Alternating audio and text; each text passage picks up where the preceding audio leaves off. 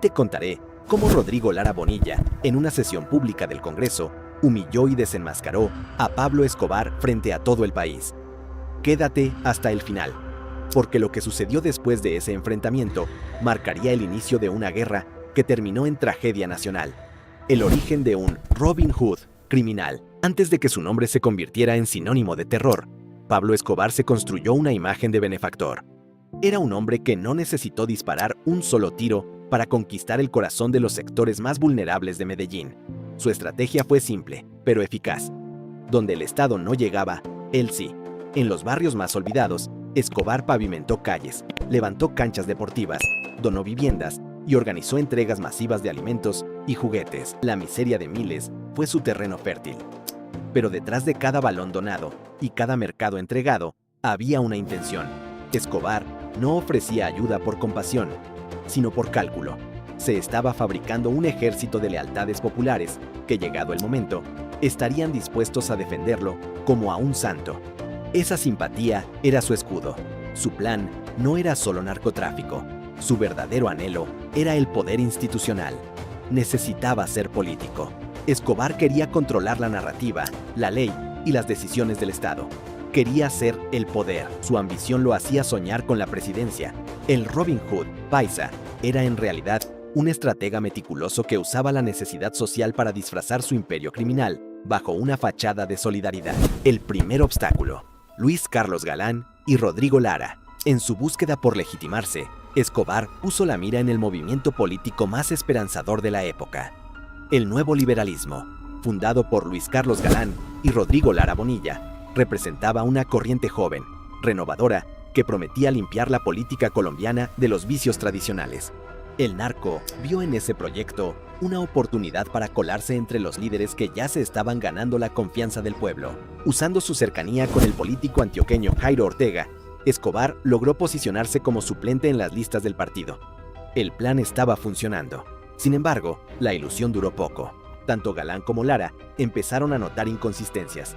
¿Quién era realmente ese hombre con tanto dinero, que hacía campañas de beneficencia masiva sin explicar el origen de sus fondos? Lara sospechó del supuesto empresario. Galán, al saber de la inclusión de Escobar en las listas, lo desautorizó públicamente junto a su patrocinador, buscando evitar la contaminación del movimiento. Este acto ético fue un quiebre.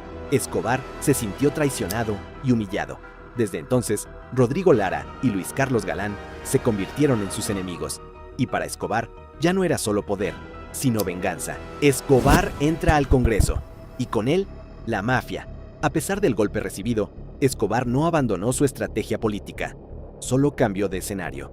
Se retiró del nuevo liberalismo, pero encontró cabida en el movimiento Renovación Liberal, una corriente menos exigente en cuanto a integridad. Nuevamente de la mano de Jairo Ortega, Escobar logró presentarse como candidato en las elecciones de 1982.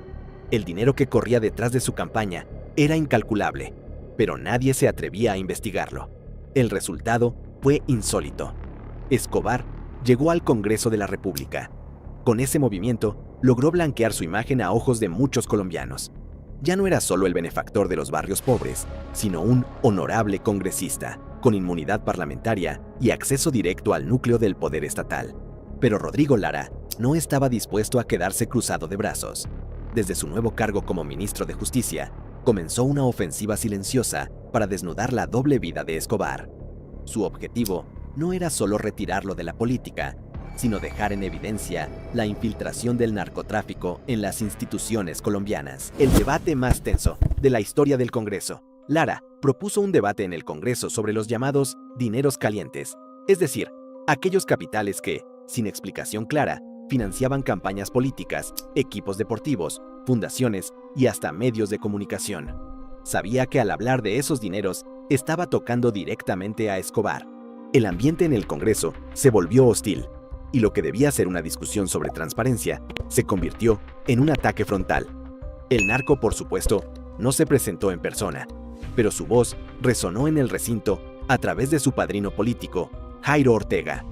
Ortega desvió el debate acusando al ministro Lara de recibir un cheque millonario de Evaristo Porras, un conocido narcotraficante del Amazonas, a nombre de su familia para un supuesto negocio. La maniobra era un intento desesperado por desacreditarlo, volteando las acusaciones. Ortega insistió, mientras Escobar observaba, confiado en que el contraataque público funcionaría. Rodrigo Lara le da donde más duele. Lo desenmascara. Lejos de intimidarse, Rodrigo Lara tomó la palabra con firmeza. Con una mezcla de indignación y convicción, se lanzó sin filtros contra Escobar. Lo llamó por su nombre, describió su estructura criminal y cuestionó directamente cómo alguien podía justificar una fortuna tan escandalosa con un simple almacén de bicicletas. Esa fue la primera vez que en una sesión oficial del Congreso se expuso a Pablo Escobar como lo que realmente era, un capo del narcotráfico. Lara no habló en código ni usó eufemismos. Detalló con claridad las propiedades, los aviones, los hangares y hasta los grupos armados que operaban bajo las órdenes del narcotraficante. La sala entera quedó en silencio. El aura de impunidad de Escobar comenzaba a resquebrajarse. Aquel momento fue histórico, no solo por el contenido del discurso, sino por el coraje que implicaba hacerlo. Lara estaba firmando su sentencia de muerte, pero lo hacía con la frente en alto. No buscaba aplausos, sino justicia.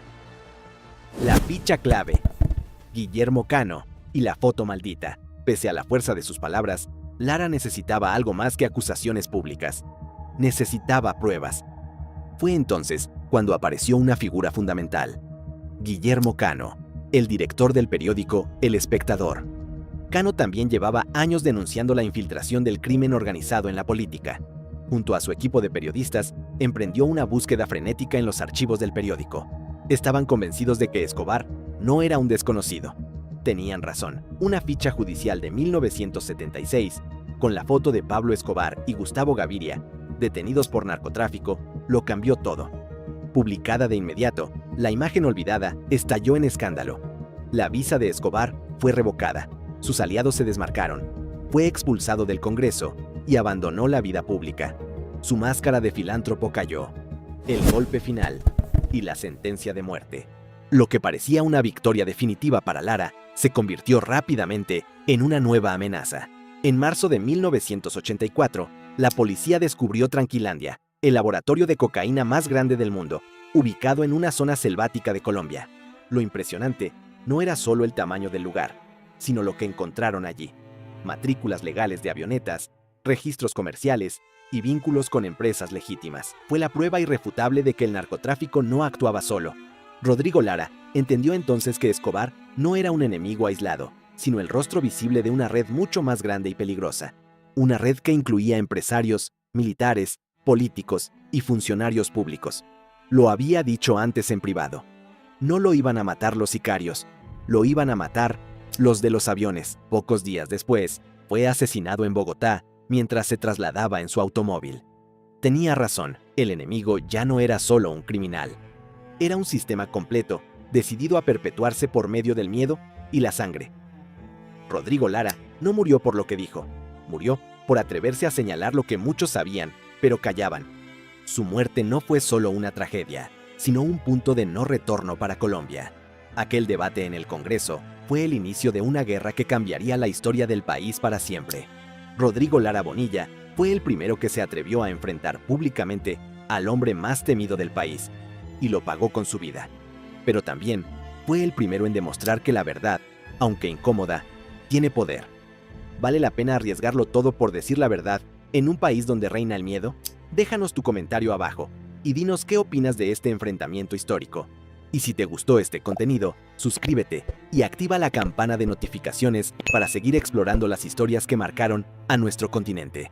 Nos vemos en la próxima ocasión.